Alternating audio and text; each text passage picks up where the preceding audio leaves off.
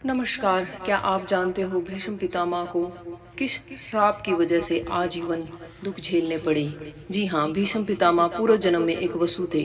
वह अपनी पत्नी और कुछ साथी वसुओं के साथ मेरु पर्वत पर घूमने गए। उस पर्वत पर महर्षि वशिष्ठ जी का आश्रम था। वशिष्ठ जी आश्रम से बाहर गए हुए थे, लेकिन उनकी गाय नंदिनी आश्रम में बंधी हुई थी। गाय को देखकर वसु की पत्नी ने गाय को पाने की जिद की। पत्नी की बात मानकर वसु ने आश्रम से गाय को चुरा लिया। जब वशिष्ठ जी वापिस आए तो उन्होंने दिव्य दृष्टि से यह जान लिया था कि गाय को किसने चुराया है।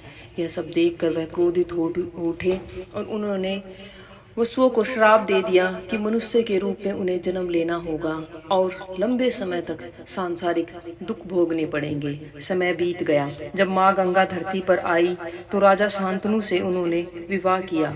महाराजा से प्रश्न न पूछने का गंगा ने वचन ले लिया और समय बीत गया।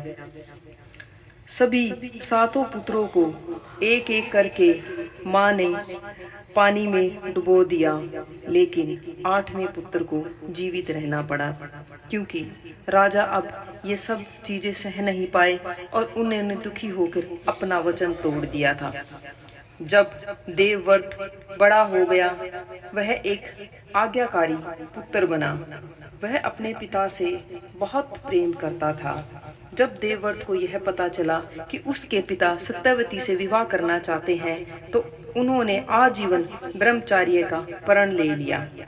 पितर की इस भक्ति को देखकर उसके पिता ने उसे इच्छा मृत्यु का वरदान दे दिया।